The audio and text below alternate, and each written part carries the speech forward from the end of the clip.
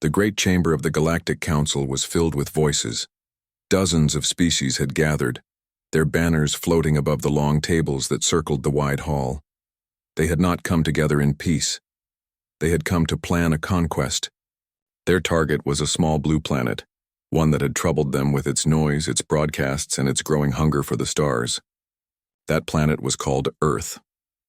For years, the Council had debated whether humans were a threat. Some argued that the species was too young to be dangerous, too primitive with their divided nations and limited technology. Others warned that their history spoke of endless wars, survival against impossible odds, and a will that refused to die. In the end, the majority agreed. Humanity was not a neighbor to be welcomed. Humanity was a storm waiting to happen. And so they decided together, Earth must be conquered. High above the chamber, the Speaker of the Council raised his long hand and called for silence. His voice was sharp and heavy with authority. He spoke of humanity as a reckless race, one that multiplied quickly and spread ideas like fire. He reminded the Council of the strange stories. Humans climbing freezing mountains without aid, crossing oceans with nothing but wooden ships, surviving deserts that killed almost every other species. To him, these were not signs of greatness, but signs of danger. If they reach the stars unchecked, he declared, they will not stop. They will spread, and they will consume. Today, we agree. Tomorrow, we conquer. Many nodded, their eyes glowing with agreement. They spoke of fleets that would surround Earth in days, of weapons that could flatten cities in minutes, of armies that would break human resistance before it could form. Some laughed at the thought that humans could resist at all. Compared to their centuries of galactic order, humanity seemed fragile and unprepared. They are still crawling on their world, one counselor sneered. They believe themselves clever, but they are no more than children holding sharp stones. The others murmured in approval. Yet not all shared that certainty.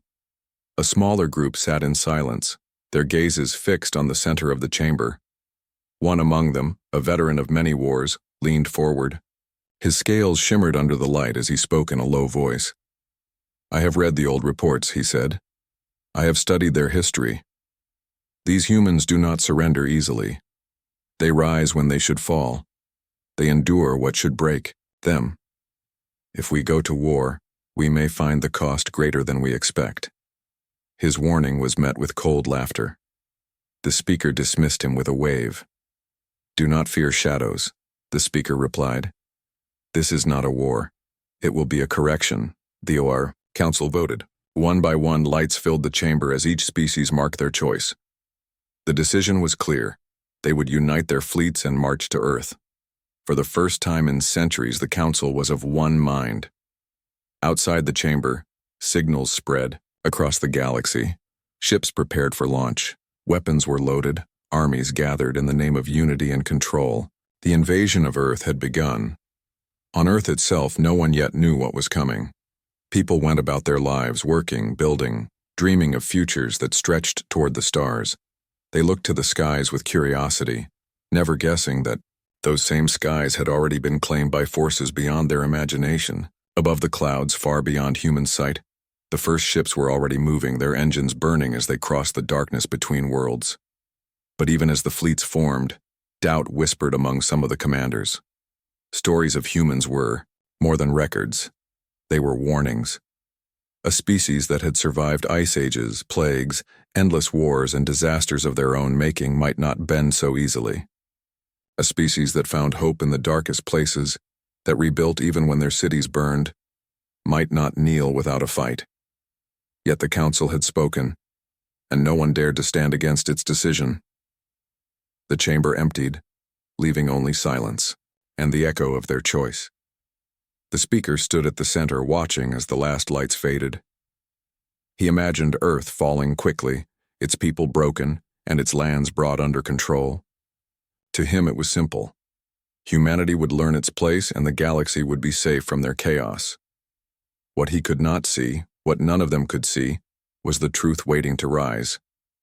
For the species they believed weak was already stronger than they imagined. And when the day came when the first fleet reached Earth, the galaxy would begin to learn why humanity had always survived. The first invasion fleet reached Earth on a cold morning. Across the skies, people looked up and froze as shadows spread over cities. At first, many thought they were clouds, strange and dark, drifting across the horizon. Then the clouds broke, and the shapes became clear. Vast ships, larger than mountains, drifted in silence above the world. Their hulls glowed faintly as their weapons powered. Humanity had dreamed of visitors from the stars, but never like this. Panic broke out in every nation. Some believed it was the end, others prayed. Governments tried to contact the strange vessels, sending signals in every language they knew. But the ships gave no reply. They only spread, forming a web across the sky, cutting Earth off from the stars. When the first strike came, it was swift. A single ship fired upon a military base, erasing it in a flash of light. The message was clear: resistance would not be tolerated.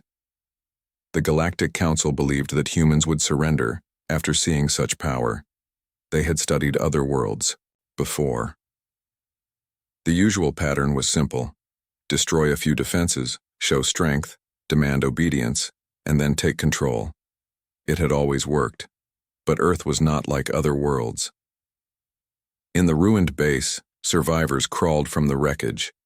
Instead of fleeing, they radioed nearby units. Soldiers rallied together, gathering weapons, even damaged ones, to strike back. Pilots scrambled into the sky, their aircraft primitive compared to alien ships. Yet they fought anyway. To the Council, it was madness. To the humans, it was survival. The first real battle was over the Pacific Ocean. Alien warships descended, their energy weapons tearing through the waters, seeking to destroy Earth's navy. Human ships answered with missiles, torpedoes, and anything they could launch. Most weapons did little against the shields of the invaders, but not all. A single missile, fired from a submarine that had remained hidden, struck an enemy ship in its weak point. The vessel shuddered, broke apart, and fell into the ocean. For the first time, an alien fleet lost a warship to humanity. The news spread like fire. Across the world, radios, televisions, and messages told the same story. The enemy could be hurt. This knowledge became a weapon far stronger than any missile. Soldiers fought harder, civilians prepared shelters, and resistance groups began forming in secret. Humanity had been attacked, but they would not kneel. The aliens, however, were not worried. The loss of one ship meant nothing to them. They had thousands. Yet as days passed, something began to disturb their commanders. Humans did not break as expected. Each city attacked gave birth to a resistance movement. Each battle showed humans finding new tricks. A squad of soldiers jammed alien signals using equipment built from scrap. A group of engineers modified old satellites to spy on the fleets. Even farmers and villagers refused to give up, hiding food and helping fighters escape. On one alien command ship, a young officer studied the reports with growing unease. He saw a pattern the Council had ignored. Humans fought not for conquest or reward, but for each other. They defended families, friends, and even strangers they had never met. It was a kind of unity he had rarely seen among his own people. He spoke to his commander, warning that the humans were not the easy prey they believed. The commander only laughed. "They are only prolonging the inevitable," he said. "When their cities fall, they will kneel like all the others." But as more battles came, the officer's doubts grew. In South America, a group of unarmed villagers delayed an entire squad of alien soldiers, giving local fighters time to attack. In Europe, a human pilot crashed his failing jet directly into an enemy cruiser, sacrificing himself but destroying the ship. In Africa, entire tribes joined forces, guiding soldiers through terrain the invaders did not understand. Everywhere, humans resisted. The Speaker of the Council watched from afar, still confident. He saw the victories of the fleets, the burning cities, the captured ground. To him, it was proof that the Council's decision had been correct. Yet what he did not notice was how every act of destruction only hardened human resolve. Earth was not submitting. It was rising. In the streets of one ruined city, children painted symbols on the walls. They drew stars, flags, and words of hope. Soldiers walking past smiled, their spirits lifted. The war had already become more than survival. It had become a fight for identity, for freedom, for the right to exist without chains. And though the Council had the larger fleets, the stronger weapons, and the greater numbers, the humans had something else. They had a spirit that would not die no matter how dark the skies became. The first stage of invasion was ending, but the true war was only beginning. The first weeks of war left Earth scarred. Cities were damaged, communication lines broken, and millions displaced from their homes. Yet something strange became clear to the alien invaders. Humans did not collapse. They did not turn against one another. Instead, they grew stronger. Across the globe, soldiers and civilians adapted faster than the Council had imagined. In underground bunkers, scientists worked day and night, pulling apart fragments of captured alien weapons. They had little experience with such advanced technology, yet within days they learned how to disable shields, jam signals, and even redirect enemy drones. What the aliens had built over centuries, humans learned in hours through trial and error. Reports reached the Galactic Council of sabotage spreading everywhere. In Asia, a group of engineers turned broken satellites into tools that blinded an entire alien fleet. In North America, resistance fighters captured transport ships by luring them into traps using false distress calls. In Europe, hackers broke through alien firewalls and spread confusion by sending false orders across their channels. The invaders began to realize that Earth was not a single battlefield. It was thousands of small ones, and humans fought fiercely in each. What troubled the Council even more was the human spirit. Alien commanders were used to fear breaking their enemies. When they destroyed a city, most species begged for mercy. When they shattered defenses, surrender usually followed. But humans were different. Each loss only fueled their determination. A fallen city became a rallying cry. A destroyed unit became a story of sacrifice.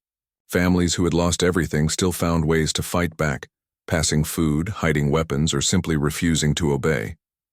On one alien flagship, the young officer who had doubted the plan studied human behavior more closely. He watched recordings of battles rewinding again and again. He saw soldiers charging when logic said they should retreat. He saw civilians protecting strangers as if they were family. He saw a kind of unity that was not forced, but chosen. To him, it was more frightening than any weapon. "Commander," he said one night, "we are not facing weakness. We are facing strength of a kind we do not understand." The commander dismissed his words. Strength? They are dying by the thousands. They are scattered. Their weapons are crude. Do not let their noise confuse you. They will fall in time. But time was not on the Council side. In Africa, humans used their deep knowledge of land and climate to ambush invaders. In South America, old tunnels and caves became secret bases for resistance. In Asia, huge networks of communities worked together to share supplies. No single leader controlled them, yet somehow they fought with the same purpose. It was chaos, turned into strategy, something the aliens had never faced. A moment came when the invaders realized their fear was not imaginary. Over the deserts of the Middle East, a group of human pilots fought against a squadron of alien drones. Outnumbered and outgunned, they should have fallen quickly. Yet their maneuvers were unpredictable, reckless, and creative. One pilot flew straight into a sandstorm, luring the drones into its blinding winds. Another cut power to his jet to fall suddenly, letting missiles fly past harmlessly. In the end, the humans destroyed nearly all the drones and survived. The aliens had never seen anything like it. Machines could not match such daring. Slowly, stories like this reached the highest chambers of the Council. Whispers spread that maybe Earth could not be conquered so easily. Some members suggested pulling back before the cost grew greater. Others argued that humanity must be crushed entirely before their reputation spread further. But no one could deny the truth. Humans had revealed a strength that technology alone could not match. Back on Earth, hope grew. Broadcasts traveled secretly across the planet, carrying the voices of leaders, soldiers, and survivors. "We will not kneel," they said. "We fight not for power but for each other." People in shelters listened and held their children tighter. Resistance fighters heard the words and pushed forward with new courage. Even alien soldiers who intercepted the broadcasts felt a strange unease. They had never faced enemies who fought for love, loyalty, and sacrifice rather than orders or gain. The young alien officer continued to study humanity, his doubts growing heavier. One evening, as he watched a recording of humans rescuing wounded enemies, treating them despite the war, he felt something he could not explain. Respect. These were not the monsters the Council had described. They were something far more dangerous. They were a species that refused to lose their humanity even in war. The invasion had begun with certainty. It was supposed to be quick, simple, and absolute. But now the cracks were showing. Humans were learning, adapting, and resisting with a spirit the galaxy had never seen. The Council still believed in victory, but the officer knew the truth. The longer the war lasted, the more humanity would grow stronger. And somewhere deep inside, he wondered if this was the beginning of the end, not for Earth, but for the Council itself. The war dragged on longer than the Galactic Council had planned. What was meant to be a swift and clean conquest turned into a stubborn fight that refused to end. Reports filled the Council chamber with words that leaders did not want to hear: setbacks, delays, resistance, sabotage. Fleets that should have crushed Earth in weeks were still tied down months later, and each passing day made the humans stronger. The Council responded with fury. They deployed their elite forces, soldiers trained in the harshest environments of the galaxy, armed with weapons so advanced that no species had ever resisted them. The speaker assured the chamber that this would be the final blow. "Humanity's fire is impressive," he said, "but fire can be smothered. Our finest warriors will finish what we began." The fleets descended again. Their new strategy was direct and merciless: strike hard, destroy supply chains, and erase resistance before it could spread. At first, the attacks worked. Human bases fell, communications collapsed, and once more cities burned. Yet instead of despair, something else happened. Humanity learned. Every time the invaders struck, humans discovered new ways to fight back. They began capturing equipment from fallen enemies, dragging broken machines into secret workshops. Scientists and engineers worked without rest, combining human creativity with alien technology. Soon, human weapons were no longer just missiles and rifles. They were something new. A stolen shield generator patched together with scrap metal protected an entire village. Alien drones were reprogrammed to fly against their own fleets. Even damaged warships were repaired and launched again under human command. In one battle, above the Atlantic, an alien fleet moved to cut off human naval forces. They believed the oceans made Earth's defenders vulnerable. But when they descended, they found a trap waiting. Hidden submarines launched swarms of modified torpedoes, each carrying stolen alien guidance systems. The torpedoes pierced the enemy shields with terrifying accuracy. Several alien ships fell into the sea, their wrecks burning on the waves. It was the first major naval victory for Earth, and its echo spread across the planet like thunder. Resistance movements everywhere grew bolder. Fighters who once hid in forests now marched openly. Civilians who once stayed silent now shouted defiance at patrols. The aliens had wanted to break humanity, but instead they had united it. Nations that had once distrusted each other now stood side by side. Borders meant nothing. Everyone fought as one species, not as divided peoples. In the council chamber, arguments broke out. Some leaders demanded harsher measures. Others whispered that perhaps the war had already gone too far. But the speaker silenced them all. "We are the council," he said. "We cannot bend before chaos. Earth will fall." Yet his voice carried less confidence than before. On the battlefield, the cracks were growing wider. In South Asia, A group of human fighters trapped an entire alien supply convoy. Using terrain they knew better than anyone, they struck from hidden caves, tunnels, and mountainsides. By the time the aliens escaped, most of their supplies were gone, and their morale shattered. In Eastern Europe, a single human squad cut deep into enemy territory. They moved quietly, avoiding detection for weeks. Then, with explosives made from stolen alien power cells, they destroyed a fleet's fuel depots. Without supplies, the great ships could not fly.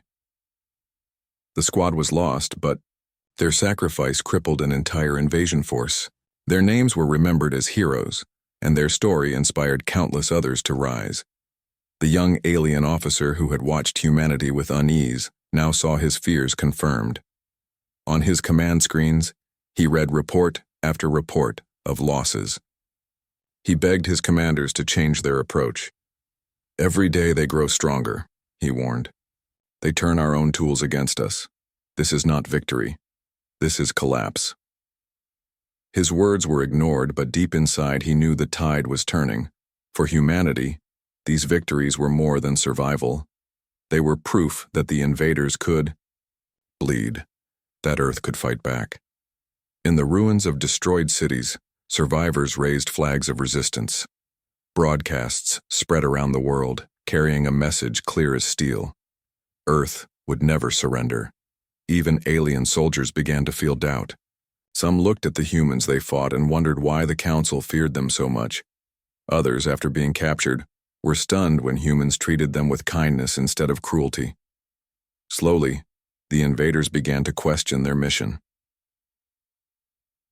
By the time the Council realized the scale of the problem, it was too late.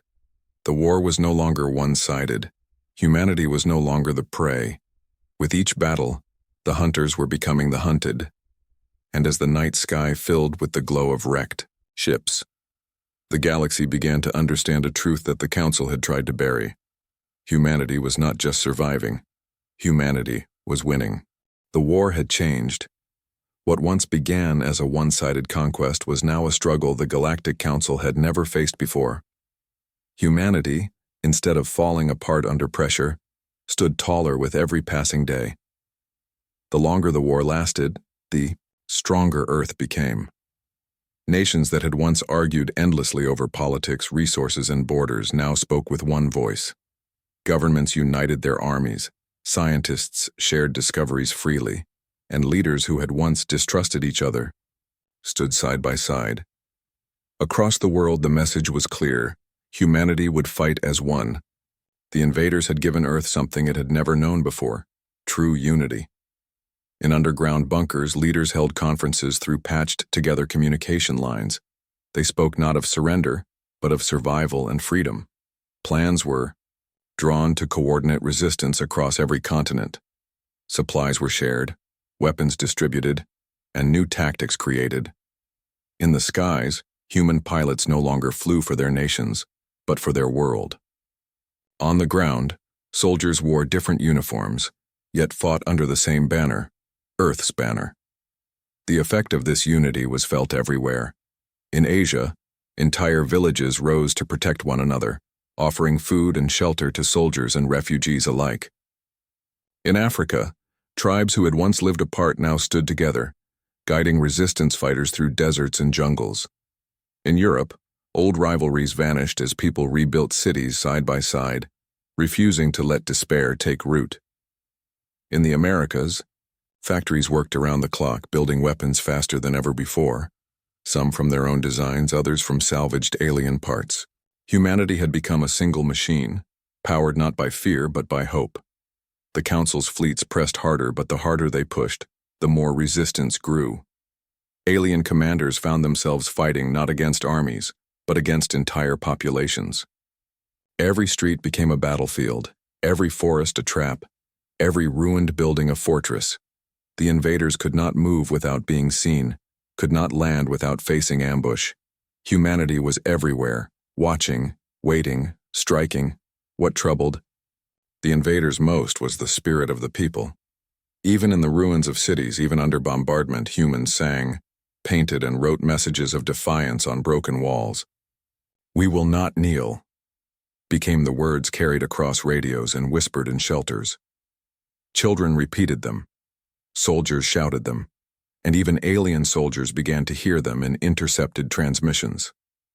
The phrase spread like fire, cutting, deeper than any weapon. On one battlefield in Eastern Europe, an alien patrol entered a destroyed town expecting silence. Instead, they found civilians gathered in the open square, standing tall despite the danger. They carried no weapons, yet their presence was defiance itself. The soldiers hesitated, uncertain of what to do. That moment of hesitation gave local fighters the chance to strike, driving the patrol away. Stories of the event spread, becoming another symbol of human courage. In the council chamber, tension rose. Reports spoke not only of battles lost but of alien soldiers deserting. Some refused to fight a species that showed such resilience. Others whispered that the humans were not an enemy, but something greater, something to be respected. The speaker of the council dismissed these voices, demanding the war continue. But in private, even he began to wonder if the council had made a mistake. For the humans, each victory brought new strength. Broadcasts carried faces of soldiers, scientists, and civilians working together. Heroes were celebrated not for power but for sacrifice.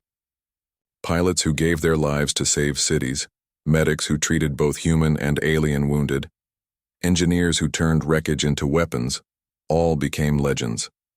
Their stories united the world, proving that victory was possible.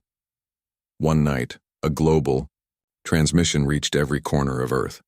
A human leader stood before the camera, his voice calm but strong.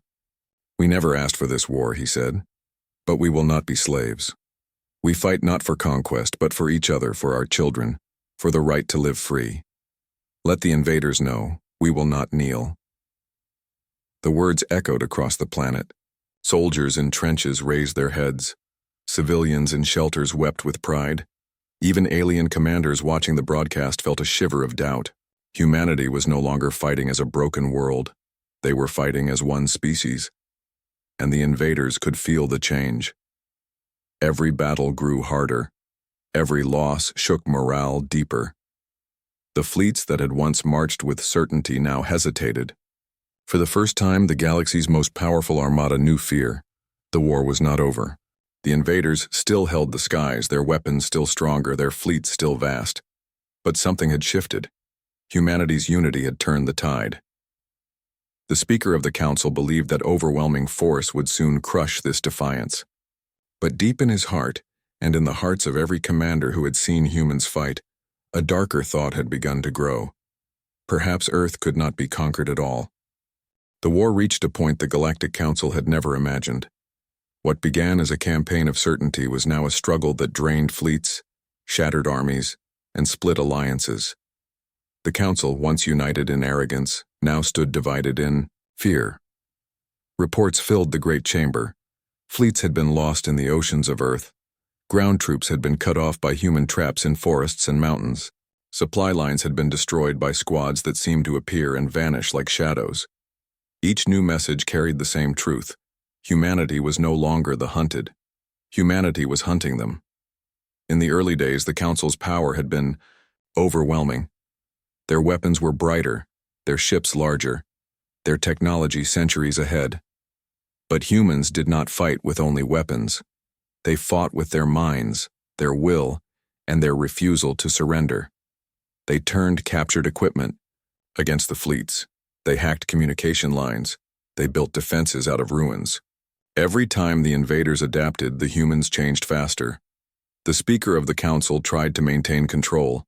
Standing tall in the center of the chamber, his voice was sharp as he demanded unity. "We cannot retreat," he declared. "If we leave now, the galaxy will see weakness. If one primitive world defeats us, every world will rise against us." But cracks had already spread among the members. Some representatives whispered that the war had become too costly. Fleets that should have been guarding their own borders now lay broken over Earth. Soldiers who should have been protecting colonies were gone. Trade across the stars slowed as resources were poured into the endless war. One counselor spoke openly, his voice steady but tired. "We came together to conquer Earth," he said. "But Earth has conquered us, not with weapons, but with spirit. Our people no longer believe in this war. Some even admire the humans." Murmurs filled the chamber. No one wanted to admit it, but the words were true. On Earth, the pressure continued, but so did resistance. Entire cities rebuilt themselves even under bombardment. Farmers grew crops in secret fields, keeping fighters supplied. Children carried messages through tunnels and ruins. Even the smallest acts of courage made the war harder for the invaders. Humanity refused to break. The young alien officer who had doubted the invasion from the beginning now found himself unable to stay silent. He stood before his commanders, his voice low but firm. "We believed they were fragile. We were wrong. They are stronger than us, not in weapons, but in spirit. Every day this war continues, we lose more than they do. We are destroying ourselves." His words were dismissed again, but others began to think the same. Alien soldiers in the field whispered their doubts. Some surrendered willingly, shocked when humans treated them not with cruelty but with mercy. Others deserted, unable to fight a species that showed such resilience. The idea spread like a quiet storm. Perhaps the humans were not an enemy to be destroyed, but an example to be followed. Meanwhile, humanity's victories grew. In the Pacific, a fleet of alien warships was forced to retreat after human submarines cut off their fuel supplies. In the skies above Europe, human pilots flew, with captured alien fighters striking their former masters with precision and skill.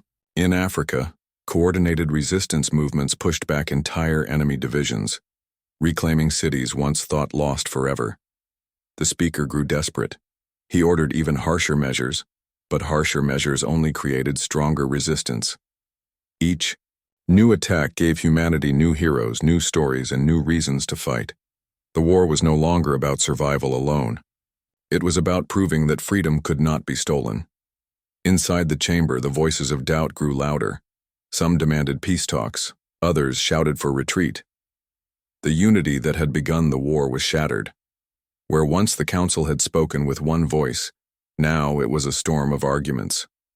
The speaker tried to silence them, but even his authority began to crack. Across the galaxy, the war was no longer seen as strength, but as weakness. Worlds that had once feared the council began to question its power.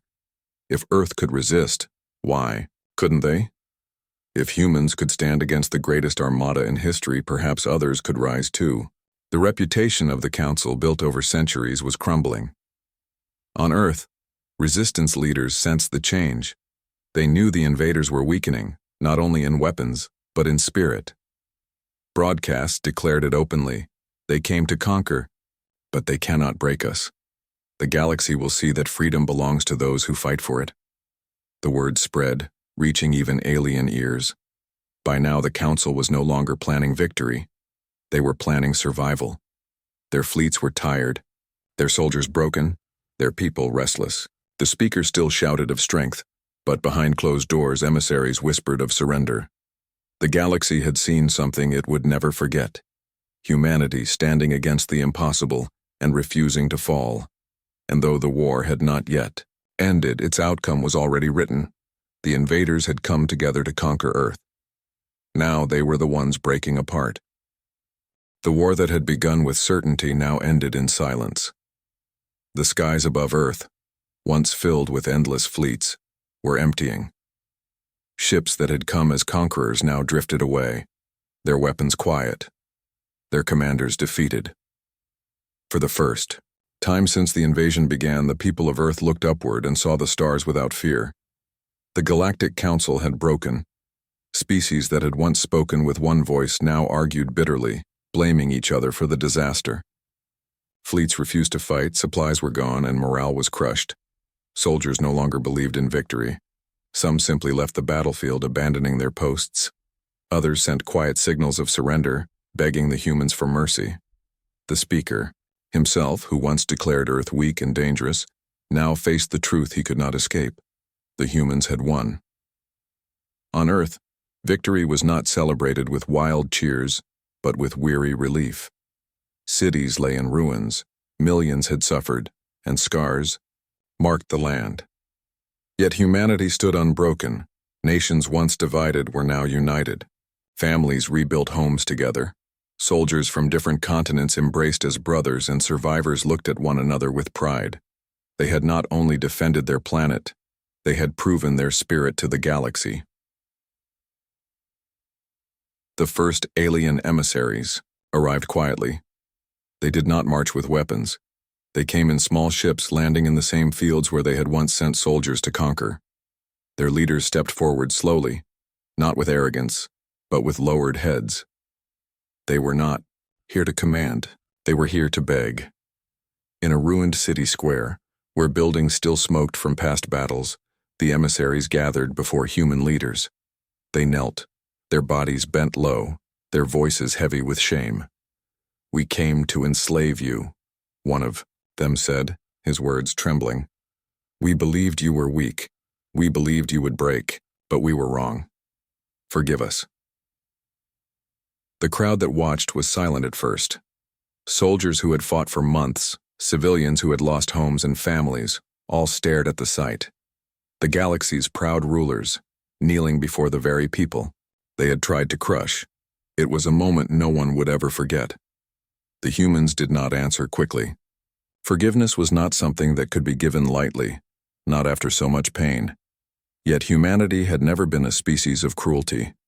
Instead of vengeance, they chose caution and dignity. One leader stepped forward, his voice calm. "We did not ask for this war," he said. "You came to destroy us, but we chose to live. We do not forget what you have done, but we will not become what you are. If you seek peace, you must learn from us. You must change." The aliens bowed deeper, their shame clear. For them, kneeling was not only a gesture of defeat, it was recognition that humanity was something greater than they had believed. News spread quickly across the galaxy. Worlds that had once feared the Council were stunned. The invaders had not only failed, they had been humbled. Humanity, a species once dismissed as reckless and young, had forced the most powerful empires to kneel. On distant planets, whispers turned into open voices of rebellion. If Earth could stand against the Council, then perhaps others could stand too. For humanity, the war left many lessons. They had learned the cost of unity, the price of freedom, and the strength hidden within their spirit. The scars of battle remained, but so did hope. In the ruins, people planted gardens. In the silence after war, songs were sung. Children played again in streets once filled with fire. Life returned, stronger than before. The young alien officer, who had once doubted the invasion, now stood among the emissaries. He looked at the humans not as enemies but as teachers. He remembered how they had fought, how they had sacrificed, how they had treated even prisoners with dignity. To him, humanity was no longer a mystery. They were proof that true strength came not from weapons, but from the will to stand together. Years later, historians across the stars would speak of the war as a turning point. They would write of how the galaxy came to conquer Earth and instead found itself conquered by an idea that freedom, courage, and unity were stronger than fear and control. And always they would speak of the final image, the mighty Council, kneeling in the ashes of their own pride, while humanity stood tall. The war had begun with the galaxy laughing at Earth. It ended with the galaxy bowing before it. Humanity had not only survived, they had earned respect that would never be forgotten. And so the story passed into legend. The day the Council came to conquer Earth and left kneeling in pleas for forgiveness.